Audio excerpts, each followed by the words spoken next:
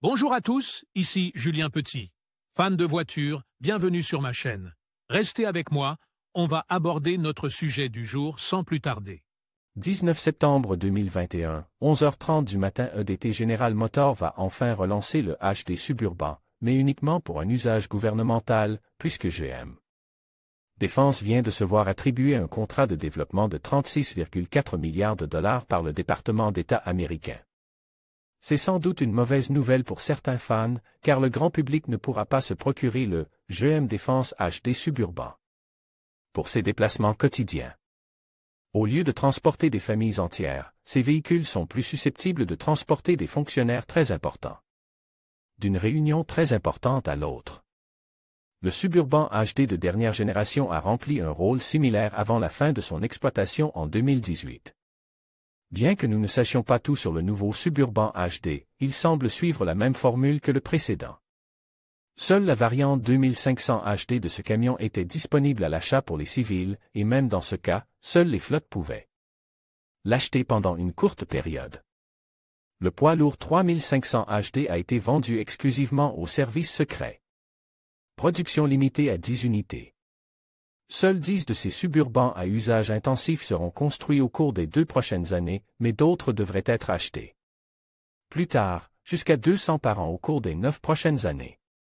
Une nouvelle plateforme de carrosserie sur cadre et une suspension plus robuste seront essentielles pour accroître la robustesse et la capacité de charge du véhicule, bien que GM affirme que la carrosserie, l'extérieur, le groupe motopropulseur, l'intérieur et les freins seront composés de pièces standards.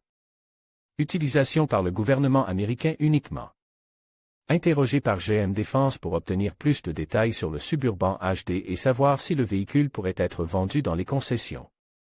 Un porte-parole de l'entreprise a répondu « Non, il ne s'agit en aucun cas d'un Suburban commercial, ce véhicule est un SUV HD. Spécialement conçu pour le gouvernement, spécialement autorisé à être utilisé par le département d'État américain. Le service de sécurité diplomatique, communément appelé DSS. Le moteur V8 pourrait être la motorisation idéale. On ne sait pas encore quel groupe motopropulseur le nouveau Suburban HD pourrait utiliser, bien que le petit V8 de 5,3 litres semble peu probable pour un véhicule aussi lourd que celui-ci. Il reste donc le V8 de 6,2 litres et le Duramax de 3,0 litres, même si nous miserions sur le premier en raison de sa relative simplicité.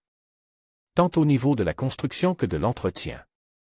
Le plus gros moteur à essence V8 devrait être suffisamment puissant pour tracter des véhicules blindés, avec 420 chevaux et 460 lb-pieds de couple.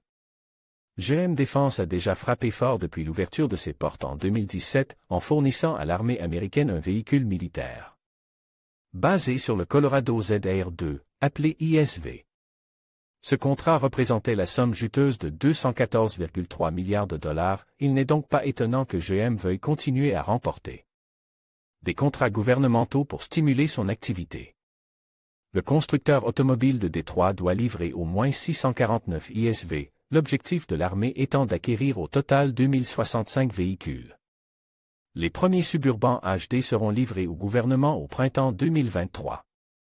Dès lors, le compte à rebours commence pour que l'un d'entre eux se retrouve sur un terrain de vente aux enchères du gouvernement.